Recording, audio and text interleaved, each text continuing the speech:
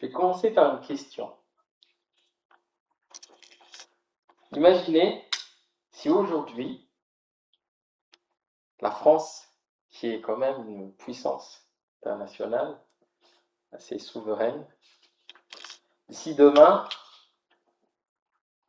on n'a plus tout ce qu'on a, c'est-à-dire plus cette souveraineté, on n'a plus l'assurance maladie, on n'aura plus les pompiers, on n'a plus les militaires, les policiers, il n'y a plus en fait, il n'y aurait plus cette souveraineté avec toutes ces forces qui nous maintiennent. Il n'y a plus de gouvernement. Mais c'est le chaos. C'est le chaos. C'est la Suisse. Non. Eh bien, la parole du Seigneur aujourd'hui, c'est un peu ce qui s'est passé. On va lire la parole du Seigneur dans Ésaïe, chapitre 6. On va lire tout le chapitre entier. C'est en version 8 secondes. Je vais le lire au nom de Jésus-Christ. L'année de la mort du roi Osias, je vis le Seigneur. C'est Ésaïe. Je vis le Seigneur assis sur un trône très élevé. Et les pans de sa robe remplissaient le temple. Les séraphins se tenaient au-dessus de lui. Ils avaient chacun 6 ailes. Puis 6 ailes, 2 dont ils se couvraient la face, 2 dont ils se couvraient les pieds, et 2 dont ils se servaient pour voler. Ils criaient l'un à l'autre et disaient « Saint, Saint, Saint est l'Éternel des armées. Toute la terre est pleine de sa gloire. » Les portes furent ébranlées de leurs fondements et par la voix qui retentissait, et la maison se remplit de fumée. Amen. Je vais m'arrêter là d'abord pour que ce ne soit pas trop long. On va essayer d'étudier tout le chapitre, mais je vais m'arrêter là d'abord. Ce qui va nous amener au thème de notre message aujourd'hui. Quand la grâce laisse place au confort. Et c'est pour ça que j'ai donné cette petite intro, cette question que j'ai posée ce matin. Parce que, pour vous mettre en contexte par rapport à ce chapitre 6 d'Ésaïe, c'est que, à cette période, le roi Osias, en fait, était un très bon roi pour le peuple de Judée. Et en fait, pendant 50 ans, le peuple n'a connu que la prospérité, le confort. Ils n'ont pas connu de guerre, ils n'ont pas connu d'attaque, ils ont été dans le confort. Un peu comme nous, actuellement. Même si ailleurs, il y a de la guerre, il y a des choses qui sont terribles. Nous remercions le Seigneur que nous, en France, en Europe, on vit encore dans le confort. Et en fait, ce message, j'aimerais le porter comme une sorte de panneau de rappel.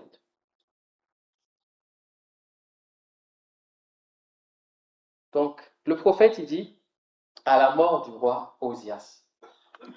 Donc là, le roi est mort. Quand le roi est mort, le peuple commence à avoir peur. Parce que la souveraineté commence à trembler. Pendant toute la période où Osias régnait, les gens, ils allaient au temple. Comme nous aussi, on va le dimanche à l'église. Mais leur cœur n'était pas vraiment au Seigneur. Parce qu'en fait, ils se reposaient sur ce confort que le roi Osias apportait. Cette souveraineté du roi. Et en fait, Ésaïe, à travers ça,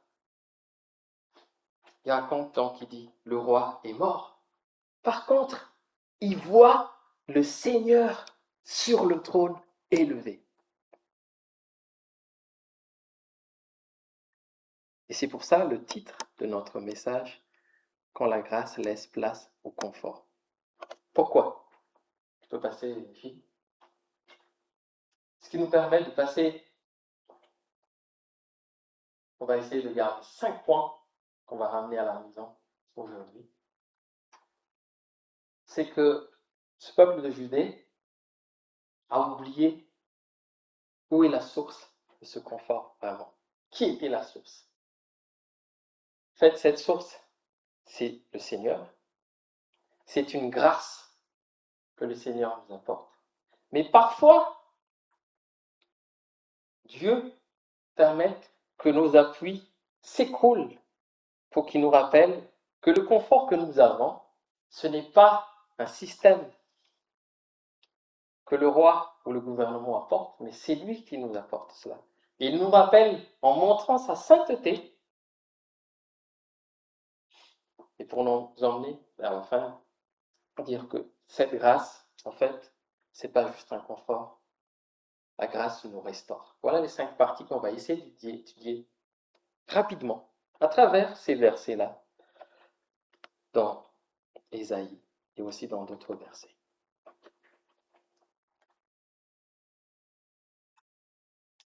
Comme je l'ai dit tout à l'heure, nous vivions dans un pays plein de confort, un système qui nous protège de tout en fait. Nous avons cette bénédiction. Et c'est exactement ce qui s'est passé avant la mort du roi Osias dans ce peuple de Jude. Parfois, quand nous avons tout,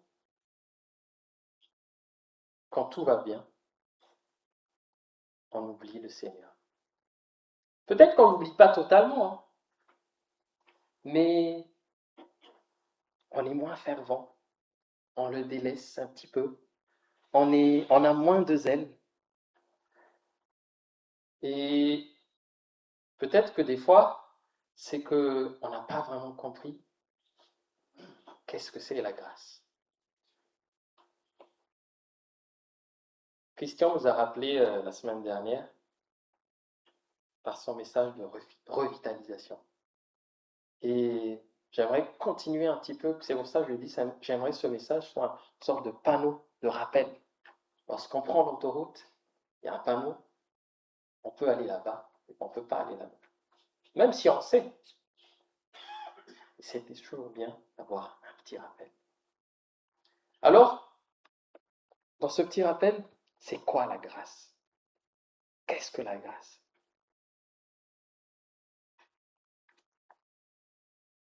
La grâce, j'essaie de chercher un petit peu, c'est que la grâce, c'est cette faveur imméritée de Dieu. Elle nous donne ce que nous ne pouvons jamais gagner par nous-mêmes. Elle ne se limite pas au pardon du péché, mais elle nous soutient, elle nous transforme et elle nous accompagne chaque jour. Lorsqu'on est, on va dire, jeune converti, je ne sais pas si c'est le bon mot, vous m'excuserez.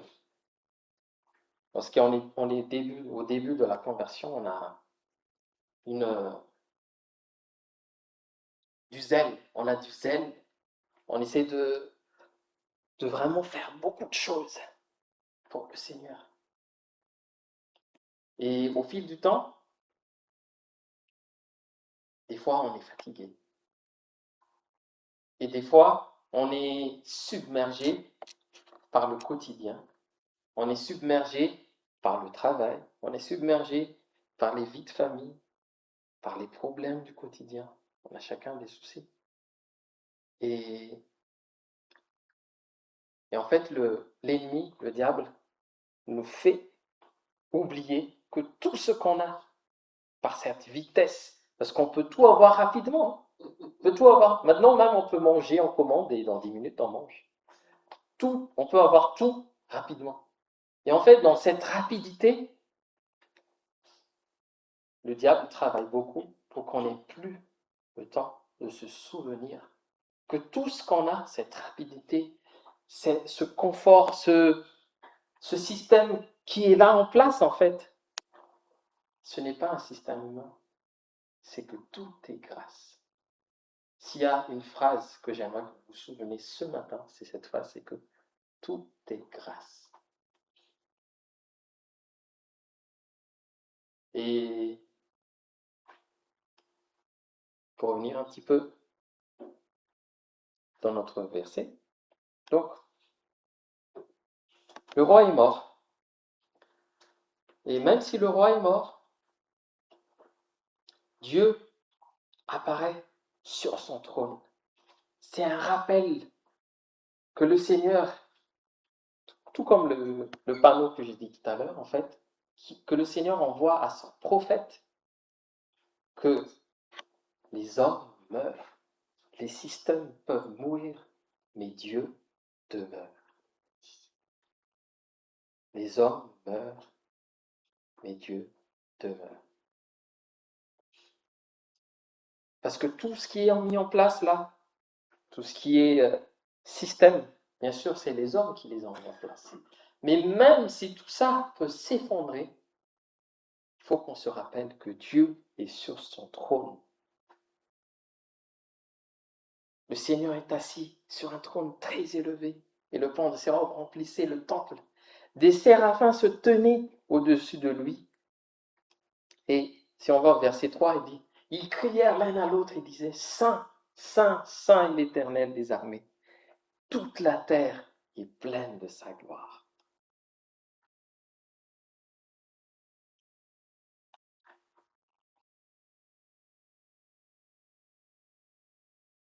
Quand le prophète voit cela, il dit, je vais continuer donc la lecture.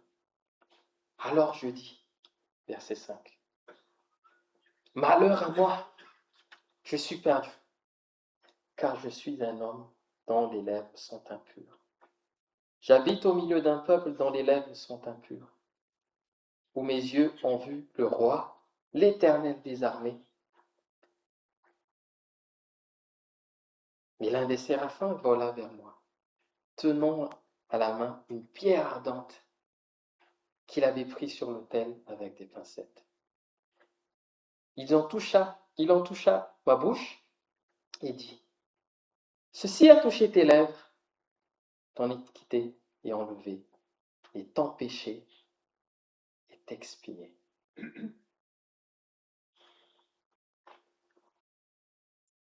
Quand le prophète voit cette grandeur, cette gloire de Dieu, il se dit, mais qu'est-ce que je fais là en fait?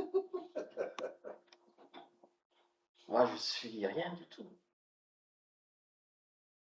J'aimerais qu'on se mette un peu dans cette position aussi ce matin.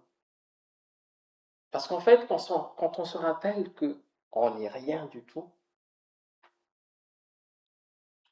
ben déjà, on se dit que, eh oui, tout ce qu'on a, alors, c'est pas de notre force. Ce n'est pas de nos efforts.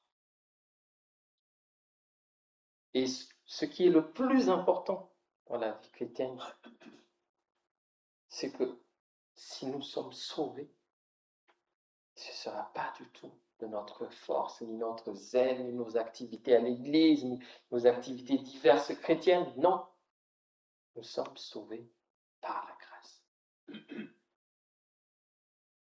Le séraphin a amené cette pierre brûlante sur la bouche du prophète. Il lui dit, ton péché est expié. En fait, c'est déjà une image de Jésus qui va arriver, qui va nous expier. Et dans Éphésiens, c'est dit noir sur blanc. Éphésiens 2, 8 et 9, verset que vous connaissez très bien. Nous sommes sauvés par grâce. Corinthiens, il insiste encore. Par la grâce de Dieu, je suis ce que je suis. Rappelons-nous ce matin, dans cette belle été, même si on est un peu chaud, c'est pas grave. Rappelons-nous des hivers qui sont très froids quand il fait chaud comme ça. Que tout est grâce. C'est la phrase de ce matin. Tout est grâce.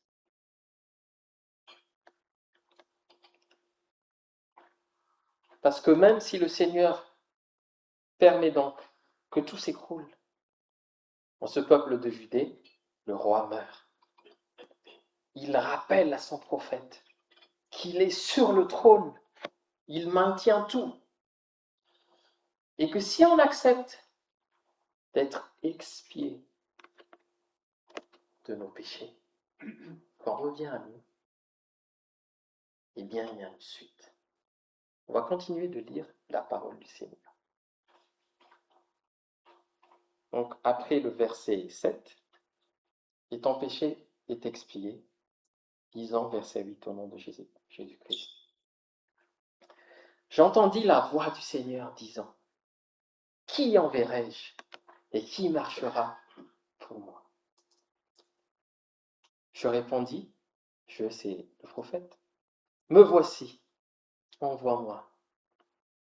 Il dit alors, va et dis à ce peuple, vous entendrez et vous ne comprendrez point. Vous verrez et vous ne saisirez point. Rends insensible le cœur de ce peuple, endurcis ses oreilles et bouche-lui les yeux, pour qu'il ne voie point de ses yeux, n'entende point de ses oreilles, ne comprenne point de son cœur, ne s'en convertisse point et ne soit point guéri. Je dis, jusqu'à quand, Seigneur? Et il répondit, jusqu'à ce que les villes soient dévastées et privées d'habitants, jusqu'à ce qu'il n'y ait personne dans les maisons et que le pays soit ravagé par la solitude, jusqu'à ce que l'Éternel ait éloigné les hommes et que les hommes deviennent un immense désert, et que les pays deviennent un immense désert. Et s'il y reste encore un dixième des habitants, ils seront alors tous anéantis, à leur tour anéantis. Mais quand les térébintes et les chênes conservent leur tronc, quand ils seront abattus, une postérité renaîtra. Une postérité renaîtra de ce peuple. J'aimerais qu'on se concentre sur cette dernière phrase. Une postérité renaîtra de ce peuple. En fait, le Seigneur annonce déjà quelque part la venue de Jésus. Que quelque chose renaîtra de ce peuple de Judée qui a oublié le Seigneur, qui a oublié que tout ce qu'ils ont, c'est grâce au Seigneur. S'ils ont eu cette période de stabilité, c'est grâce au Seigneur. Donc, il veut envoyer le prophète Isaïe pour leur faire un rappel. Et il dit que même s'il va envoyer le prophète, le peuple, il va rien entendre. Le peuple, il va rien comprendre. Je ne sais pas vous, mais je sens que c'est ce qui se passe un petit peu en ce moment aussi. Il y a beaucoup de gens, je me souviens à l'époque où j'étais encore avec les Gédéons, il y avait une dame qui nous a craché dessus même. Elle a, qu'est-ce que vous faites? Vous faites du prosélytisme. Vous forcez les gens. Et dit, comme vous le connaissez, ne comprenez pas, madame, comprenez pas, madame, comprenez. Et en fait, c'est vraiment ce qu'il y a dans ce verset. Il y a beaucoup de gens qui ne comprennent pas cette grâce. Ils peuvent entendre, ils pourront entendre, écouter, voir les chrétiens vivre dans cette grâce, mais ils ne vont pas comprendre. Ils vont comprendre la sorcellerie qui revient de plus en plus. Ils vont comprendre les magnétismes qui reviennent de plus en plus, mais ils n'arrivent pas à comprendre c'est quoi la grâce de Dieu.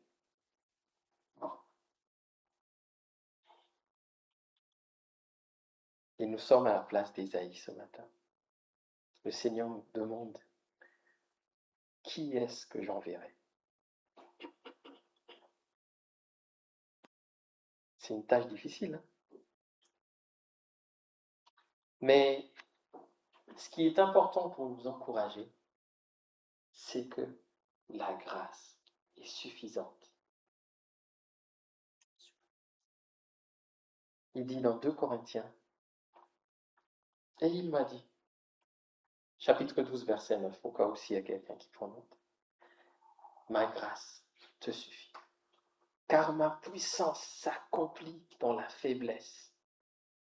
Je me glorifierai donc bien plus volontiers de mes faiblesses, afin que la puissance du Christ repose sur moi.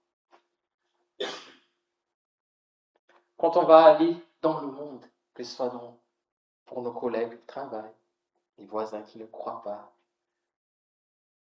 peut-être quelqu'un dans la rue que vous allez juste croiser pendant une période d'évangélisation ou pas, gardez ce mot en vous, ce verset. Que sa grâce te suffit. Et que même si on se croit faible, que des fois on n'a pas les mots, prions pour ces gens qui ne croient pas encore en cette grâce. Parce que ce ne sont pas nos paroles qui vont les convertir, qui vont les ramener au Seigneur. Mais c'est cette même grâce qui nous maintient en vie, qui nous maintient en lui. C'est cette même grâce qui doit les toucher. Pour qu'ils ne soient pas comme ce peuple de Judée qui tremble lorsque le roi Osias est mort, mais qui voit cette grandeur et cette gloire du Seigneur sur son trône.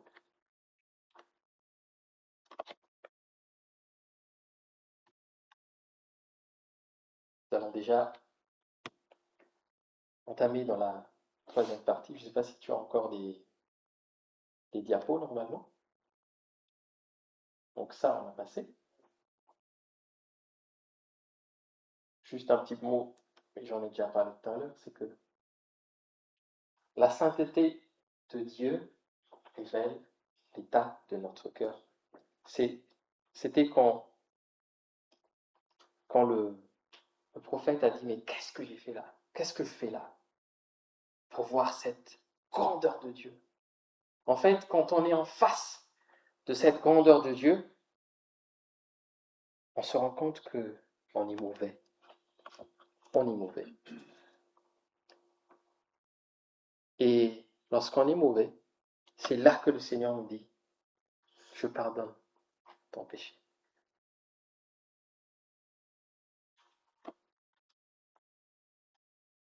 Et ensuite, une fois, dès qu'il nous dit, ton péché est expié, verset 7, il nous dit, il demande, qui enverrai-je? Je peux passer à Gilles maintenant. Qui enverrai-je? Une fois qu'on est restauré, on se rappelle que tout ce qu'on a, c'est par cette grâce. Que notre péché a été pardonné. Et là, le Seigneur nous demande alors, qui enverrai-je? Qui marchera pour moi, dit le Seigneur. Parce que si on n'est pas restauré par la grâce, si on prend juste la grâce pour un confort de vie, si on prend juste la grâce comme quelque chose par raisonnement humain, eh bien ça ne marche pas. La grâce, c'est quelque chose qu'on ne peut avoir par nous-mêmes. C'est un cadeau que l'on ne mérite pas. Et une fois qu'on comprend cela, et qu'on se remette à terre, comme le prophète, en disant, Seigneur, qu'est-ce que je fais là? Le Seigneur va me demander, qui enverrai-je? Qui marchera pour moi? Je peux passer à la prochaine diapo. Gilles, pour la dernière partie. J'aimerais qu'on le lise ensemble. Ce n'est pas moi qui l'ai écrit. Je l'ai trouvé sur le site d'une église. Si si vous le voulez bien, on va le lire ensemble. Le plus grand danger pour l'Église n'est pas toujours la persécution.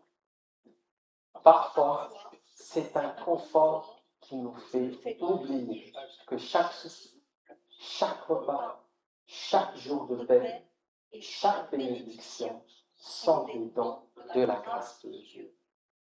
Lorsque la grâce cesse de nous émerveiller, le confort devient notre refuge. Mais lorsque nous retrouvons la vision du trône de Dieu, le confort reprend sa juste place. Une bénédiction à recevoir avec reconnaissance, jamais une sécurité par un autre. Tout est grâce. Tout est grâce. J'aimerais terminer par une petite anecdote.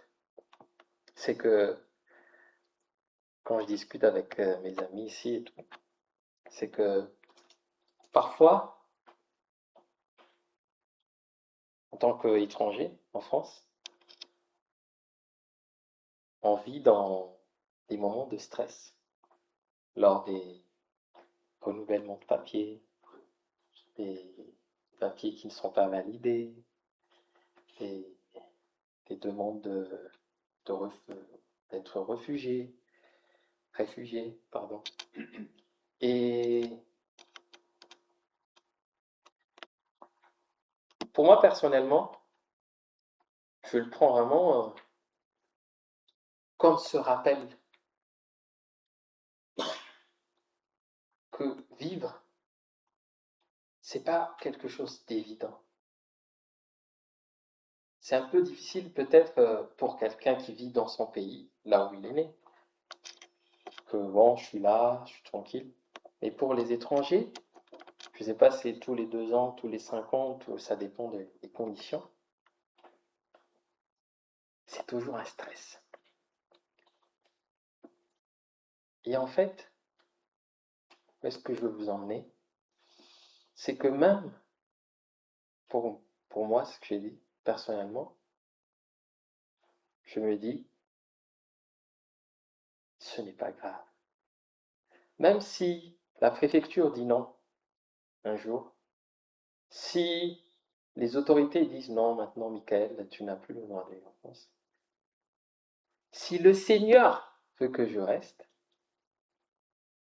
il fera tout son pouvoir d'une manière que je n'imaginerai pas pour que je reste et que je sois en règle. C'est ça la grâce.